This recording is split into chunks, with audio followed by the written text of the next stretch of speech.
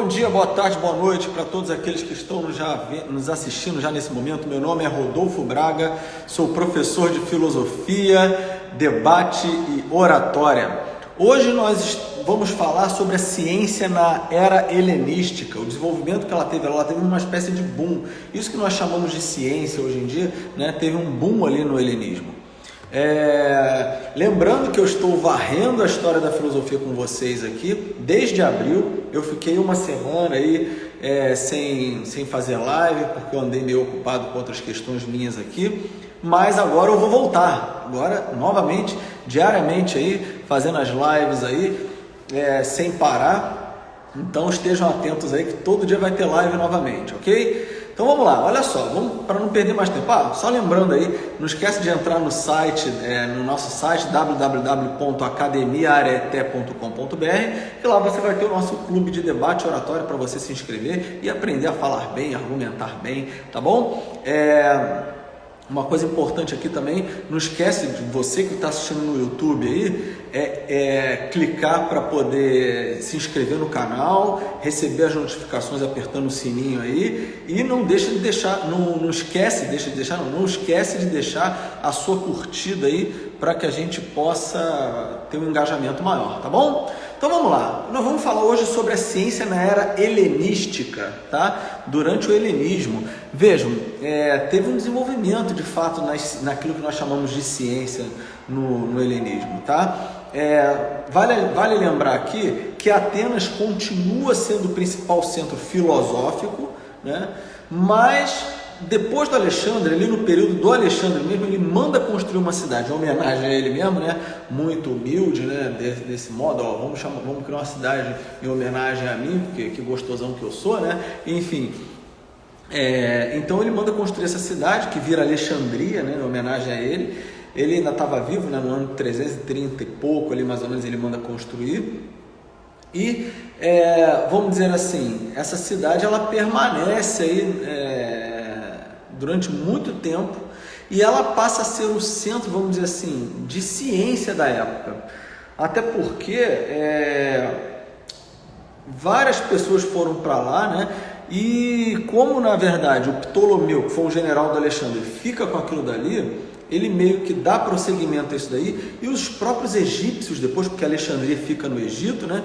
Os próprios egípcios começam a atrair filósofos. Sabe por quê? Veja bem, eles criaram, vamos dizer assim, em Alexandria duas coisas que nós conhecemos até hoje: o museu e a biblioteca. Só para vocês terem uma ideia, o museu, né, aquilo que nós chamamos de museu, era uma instituição sagrada, né, dedicada às musas, mas nessa instituição ficavam guardados instrumentos de medida, instrumentos no fundo que podiam ser utilizados na medicina, na biologia, na astronomia, na matemática. Esses vários instrumentos ficavam no museu. E Alexandria também tinha associada a esse museu a biblioteca, que ficou famosa mais do que o museu, né, no final das contas. Todo mundo fala a Biblioteca de Alexandria. Todo mundo talvez fale da Biblioteca de Alexandria porque ela pegou fogo, né? Mas havia o museu e ligado ao museu a biblioteca. Tá? A biblioteca, então, ela oferecia livros e o museu oferecia os instrumentos necessários para a pesquisa. Então, esse dado é importante. O fato do museu ter os instrumentos necessários para a pesquisa e a biblioteca ter os livros, né? Ou seja, a biblioteca ela tinha uma perspectiva mais literária, né? Boa tarde, Rafael. Obrigado pela presença. Então, o fato do museu ter os instrumentos necessários e a biblioteca ter os livros necessários para a pesquisa, fez com que Alexandria virasse, vamos dizer assim, uma expressão atual, né, a meca da pesquisa da época, né? Todo mundo ia para Alexandria para fazer pesquisa, tanto das ciências como da filosofia. Lembrando que a filosofia ainda tem como centro Atenas, mas aos poucos está deixando de ser Atenas. E aí vejam bem, nesse período então as ciências particulares, vamos chamar assim, né? As ciências particulares passam a se desenvolver mais ainda.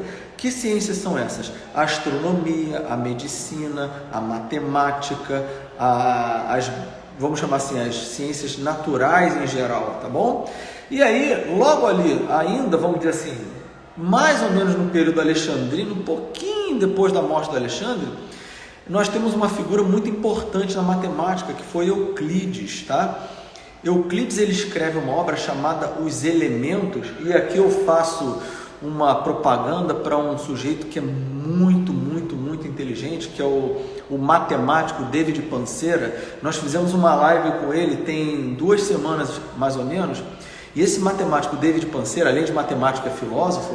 Ele tem um trabalho muito interessante dentro da matemática, que ele menciona essa questão dos elementos de Euclides de uma maneira sensacional, que qualquer um pode acompanhar. Eu recomendo muito que você vá lá no site dele, no perfil dele, tá? O perfil dele é o perfil do David Panseira, tá bom? David Panseira.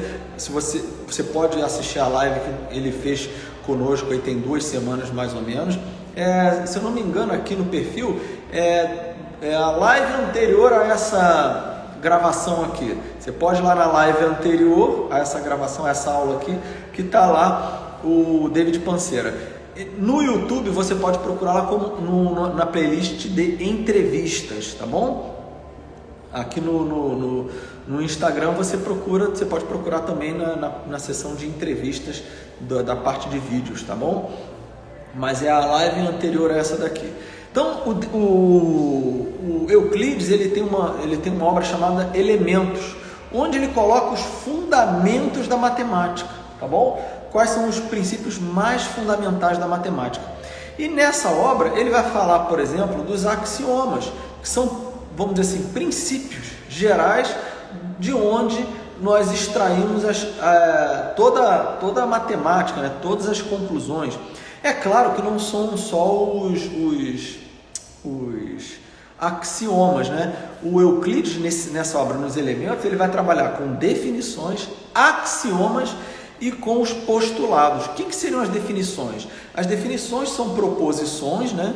São proposições nas quais ele organiza os termos, vamos dizer assim, ele explicita os termos, ele mostra quais são os conceitos segundo os quais ele vai trabalhar. Se você quiser, depois você pode ir lá na live sobre a lógica aristotélica. Lá na lógica aristotélica nós organizamos muito bem o que são as definições, os termos, os conceitos, falamos tudo direitinho lá, e o Euclides vai beber nessa fonte aristotélica para poder organizar esses elementos. Então ele vai partir de definições, ele vai dar definições ali. Depois dessas definições matemáticas, ele vai definir o que é o ponto, a reta, a curva, ele vai definir tudo direitinho.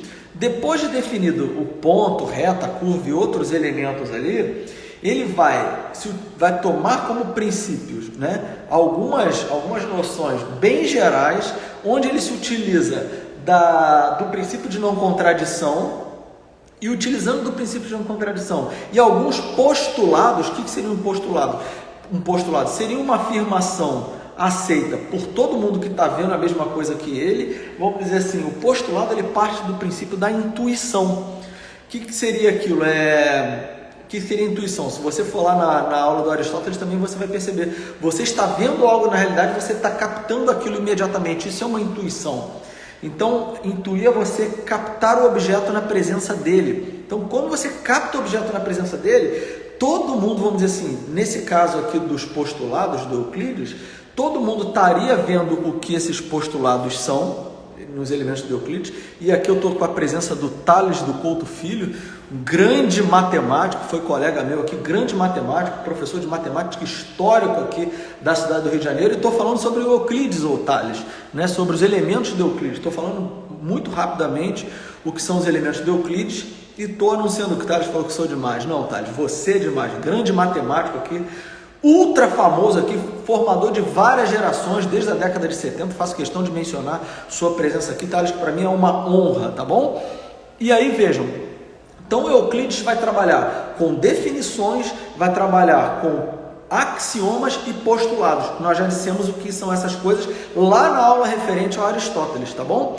Então, desses postulados, o que seria um postulado então? Seria aquilo que todo mundo está intuindo naquele momento. Então, ele vai definir o que é um ponto, vai definir o que é uma reta, vai definir o que é uma curva, e a partir dessas definições, utilizando-se do princípio de não contradição, ele chega ao quê? A deduzir, né? Deduzir outras grandezas e outras perspectivas matemáticas, aí outros conceitos matemáticos e outras figuras matemáticas também, tá? É claro que o Euclides também vai utilizar uma técnica que é a redução ao absurdo. O que seria a redução ao absurdo?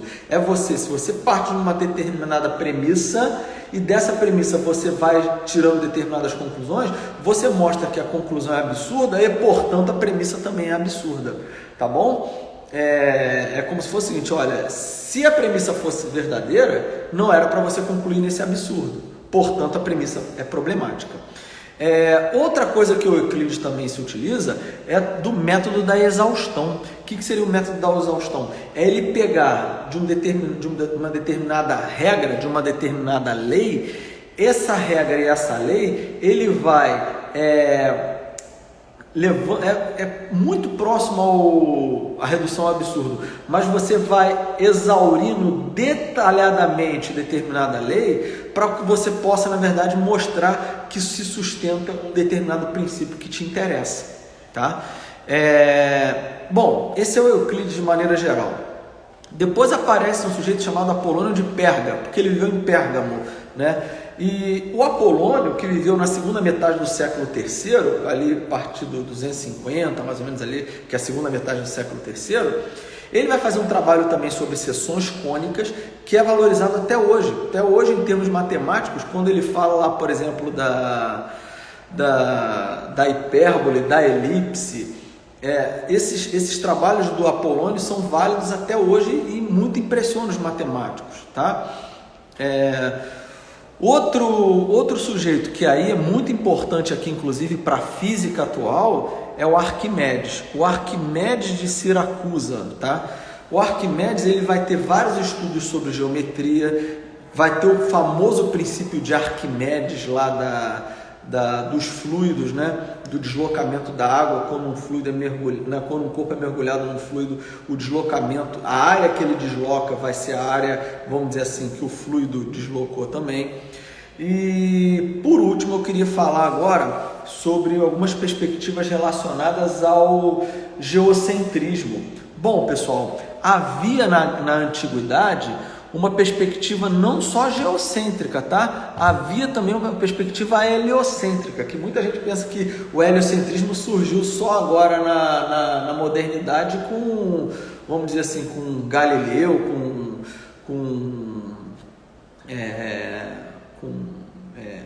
o Galileu mesmo, o Copérnico, né, especificamente. Não, havia na antiguidade também a teoria heliocêntrica, era muito menor, vamos dizer assim, o número de adeptos era menor, porque o que valia na antiguidade era a experiência concreta de quem está propondo ali, de quem está estudando. Vejam, qual é a sua experiência mais imediata? Vamos ser sinceros. A nossa experiência mais imediata é de você olhar para o céu e perceber que o Sol está se movendo. Você não vai deduzir logo de cara que é a Terra que está se movendo ao redor do Sol. Até porque não é essa a nossa experiência mais imediata. E vamos falar a verdade, se você parte do pressuposto de que o movimento precisa de um referencial, né? Aquela coisa que qualquer aluno de ensino médio ele se utiliza, né? Você sabe disso, né? Se você perguntar, é o carro que está se movendo, quando você está dentro de um carro, né? Se eu pergunto, né? Sou eu que estou me movimentando ou é o celular que está se movimentando? Eu estou me movimentando agora nesse momento? Para quem está ouvindo esse áudio aí mais tarde, eu estou de um lado para o outro aqui em relação ao chão, mas olha, eu falei em relação ao chão, porque em relação à caneta que está aqui no meu bolso, tem uma caneta aqui no meu bolso, né? Em relação a essa caneta que está no meu bolso, eu não estou me movendo, eu estou em repouso, né? É aquela questão, se você está dentro de um automóvel na estrada, ele está a 80 km por hora, você em relação ao automóvel está em repouso, você em relação às árvores da estrada está em movimento, e elas estão em movimento em relação a você. tá? Elas estão em repouso em relação ao chão no qual elas estão presas. Agora, se você leva em consideração isso, essa física bem básica aí, eu pergunto, quem está em movimento? É o Sol que está se movendo ao redor da Terra ou a Terra que está se movendo ao redor do Sol? Ora, se depende do referencial, eu posso tomar o ser humano como referencial e partir do pressuposto que é o Sol que está se movendo ao redor da Terra. Porque de fato, por exemplo, eu estou aqui, o Sol ele está nessa direção aqui, né? Onde eu estou aqui nesse momento, ele está nessa direção, quer dizer, ele nasce nessa direção. Se ele nasce nessa direção, ele se põe naquela direção. Ou seja, ali é o leste, lá é o oeste, para lá é o norte, para lá é o sul. Então vejam, na verdade, deixa eu me localizar melhor. É mais ou menos isso. Ele nasce ali naquela direção, se põe naquela, enfim. O que eu estou querendo dizer aqui de fato? Se ele nasce, vamos supor, nessa direção e se põe naquela, lá é o leste, lá é o oeste, o que nós temos aqui? Nós temos o seguinte, nós temos o Sol se movendo em relação a nós. Então a nossa experiência mais imediata, tomando o ser humano, eu aqui, Rodolfo, como ponto, vamos dizer assim, como referencial, nesse momento a Terra está em repouso. A Terra, eu não estou precisando ficar correndo aqui para ficar nesse mesmo lugar onde eu estou. Então a experiência que esses homens tinham era essa, de que o Sol está se movendo ao redor da Terra e não apenas o Sol. Todos os astros também, tá? Todos os astros estão se movendo ao redor do Sol, tá? E aí, o que acontece? Esses cientistas aí, eles vão perceber o seguinte, olha, a Terra é uma esfera, vamos partir do pressuposto que a Terra é uma esfera, a maior parte deles, e aí eles pensam o seguinte, olha só, existe a partir da Terra esferas, né, círculos, vamos dizer assim, concêntricos, você tem essas esferas onde as estrelas se movem. E existe, por exemplo, a esfera, né? A partir da Terra, é só você imaginar o seguinte, a partir da Terra você tem essas esferas, né? Essas esferas, nas quais você tem uma esfera onde estão as estrelas fixas. Aliás, as estrelas, se você observar, elas fazem o mesmo movimento toda noite, umas em relação às outras. Uma estrela, você não vê uma estrela se afastar da outra. O que você vê em geral é o que? Os planetas sim se movendo um em relação aos outros. Os planetas estão se movendo. Não é à toa que a palavra planeta em grego significa errante. É uma estrela errante. Porque quando você olha para o céu, se você entende um pouquinho de astronomia, você vai perceber o seguinte, olha, as estrelas elas estão movendo de modo constante, uma em relação às outras. Muito bonitinho o movimento da estrela. Agora, o movimento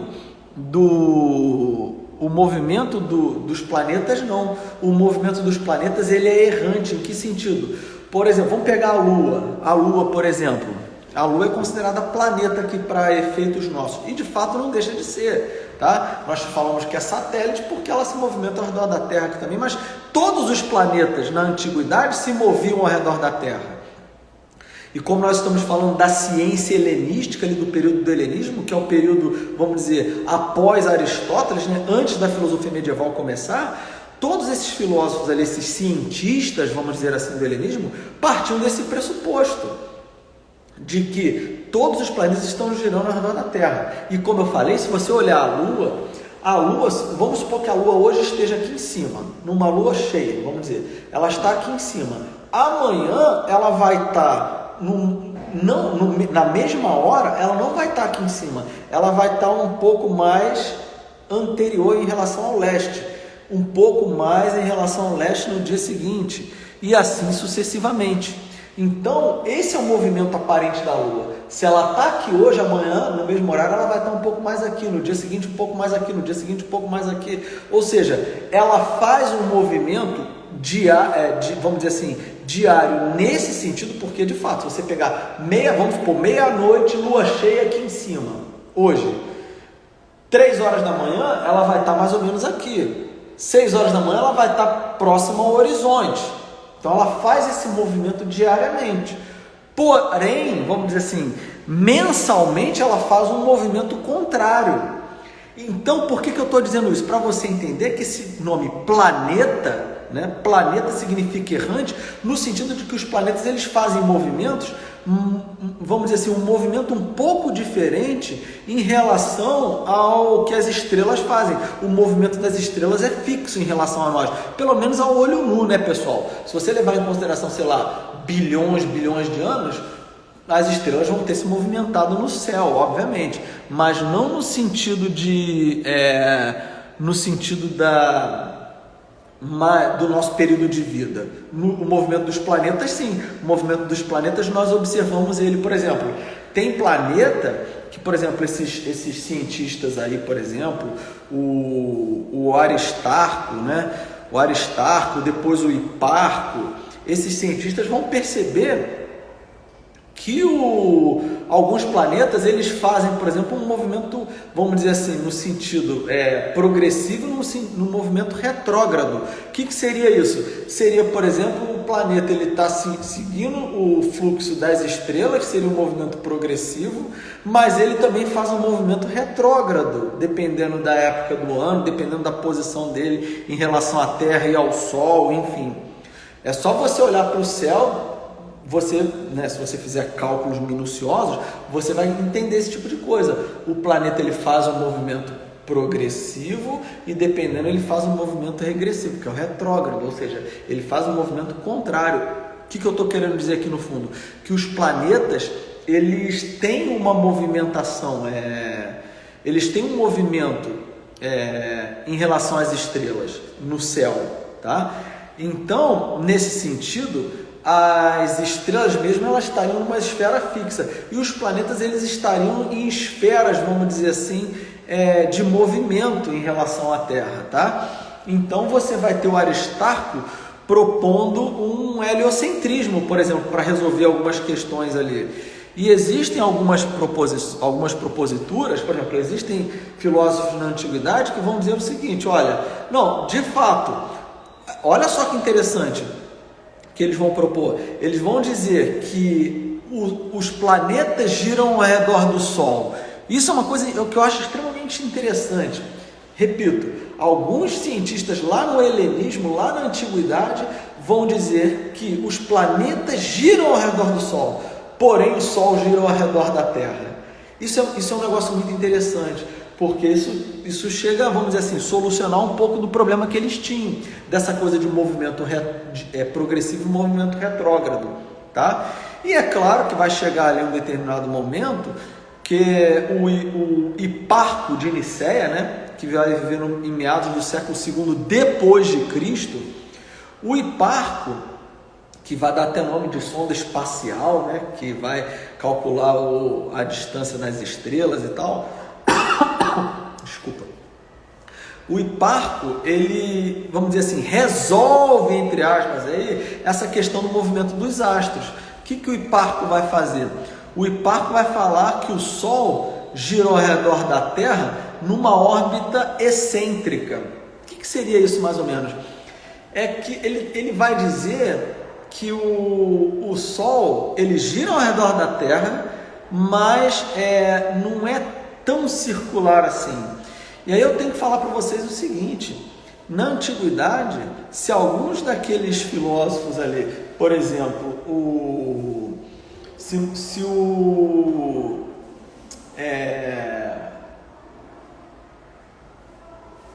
o Apolônio, por exemplo, né? O Apolônio de Pérgamo, né? O Apolônio de Pérgamo, se ele tivesse utilizado a matemática dele, a geometria dele para aplicação dos planetas, nós teríamos avanços aí fantásticos na astronomia. É que essas questões, por exemplo, da elipse que o Apolônio estudava, foram só ser aplicadas bem mais tarde com a física moderna, tá? Então, assim, nesse caso aqui, por exemplo, com Kepler, né? As leis de Kepler, por exemplo, falam que o movimento da Terra ao redor do Sol, dos planetas ao redor do Sol, é uma elipse com uma determinada excentricidade, tá? Ou seja, a elipse ela pode ser mais achatada ou menos achatada. a relação entre o eixo menor da elipse e o eixo maior, você tem a excentricidade da elipse nessa relação. E aí, se essa relação, quanto mais próxima a 1, né, mais, né, ou seja, quando esse eixo aqui se aproxima desse eixo, o tamanho, você tem um círculo e não uma elipse. Como a excentricidade da Terra, por exemplo, e dos planetas é próxima a 1, alguns deles, né, da Terra, por exemplo, é próxima a 1, fica parecendo que a órbita da Terra da órbita do Sol é um círculo, mas não é uma elipse. Então, esses filósofos ali da antiguidade poderiam até ter aplicado, o Apolônio ter aplicado isso, mas ele não aplicou, tá? O que também não é nada tão grave assim também não, tá? O que interessa é o seguinte, esses filósofos aí eles propuseram um avanço, propuseram coisas que foram um avanço em relação à época, principalmente no âmbito da matemática. E para concluir, o Eratóstenes de Alexandria, que chegou a ser diretor da biblioteca de Alexandria, né? O Eratóstenes, ele fez alguns cálculos sensacionais para a época dele, tá? O Eratóstenes, ele chegou a calcular o diâmetro da Terra. Como é que ele calculou isso? Ele sabia, ele estava em Alexandria, né? E ele tinha mais ou menos, ele sabia a distância entre Alexandria e a cidade de Siena, que era aproximadamente no que nós chamamos hoje de 800 quilômetros, tá? Era 800 quilômetros, então você tem lá a distância de uma cidade a outra. Só que na cidade de Siena, numa determinada hora do dia, o sol ele batia no fundo do poço da cidade, ou seja, significava que o sol estava a pino certinho. E na mesma hora, na cidade de Alexandria, o sol ele fazia um ângulo com um poste, ou seja, como os raios solares eles chegam paralelos à Terra praticamente, o que o Eratóstenes percebeu? Percebeu que o ângulo que o poste, que o sol fazia ali, era de aproximadamente 7 graus. Então, se você tem um ângulo de 7 graus ali, você tem que fazendo uma geometria básica aí de ângulos alternos internos, o que você tem? Você tem que 7 graus corresponde aos 800 quilômetros da distância entre Siena e Alexandria. Se 800 quilômetros correspondem a 7 graus, 360 graus vão corresponder a quantos quilômetros? E aí ele chegou a um cálculo mais ou menos de aproximadamente 41 mil quilômetros mais ou menos, né? Vai dar 41.100 e poucos quilômetros. E hoje nós sabemos que o diâmetro, né, a circunferência da Terra, né, vai ter aproximadamente 41 mil quilômetros, que ele calculou mais ou menos. Hoje nós sabemos que tem por volta de 40 mil, ou seja, o cálculo do Eratóstenes não estava tão errado assim, né? Ele calculou ali mais ou menos 800 quilômetros, tá? E 800 quilômetros é a distância de Siena até Alexandria, e ele chegou a essa conclusão aí do valor de aproximadamente 41 mil quilômetros, mais ou menos, tá? Da circunferência da Terra. Essa seria a distância, mais ou menos. Tá bom? Bom, pessoal, é isso daí por hoje. Só para vocês entenderem, então, a nossa live de hoje foi sobre esses avanços aí das ciências e da matemática, especificamente, no período do helenismo. Tá bom? Bom, vamos ficar por aqui. Eu vou fazer uma live daqui a pouco, vou gravar um videozinho e vou colocar aqui no meu perfil do Instagram, explicando como é que funcionou esse cálculo do Eratóstenes, tá bom? Vou fazer daqui a pouco. Hoje mesmo eu faço esse cálculo, tá bom? Vou mostrar como é que o Eratóstenes calculou a circunferência da Terra e, por conseguinte, o diâmetro e o raio do planeta Terra. E vocês vão ver que ele chegou a um resultado bem próximo ao que é do atual. Bom, chegamos ao final dessa live. Gostaria de agradecer a presença de todos. E se vocês puderem curtir depois, não curte agora, não curte, pode curtir agora se quiser, mas curte depois esse vídeo aqui, para que possa gerar engajamento aqui no trabalho que eu estou fazendo. Não esquece de ir lá no perfil no canal do YouTube, o canal da Academia Areté. tá bom? Não esquece de no canal curtir o canal, deixar o seu like aí, ativar o sininho, fazer tudo aí para você receber os vídeos que são colocados lá no canal do YouTube também e aqui no meu perfil do Instagram, tá bom? Pessoal, é isso. Muito obrigado a todos. Fiquem com Deus e que tudo seja feito para a maior honra e glória de nosso Senhor Jesus Cristo.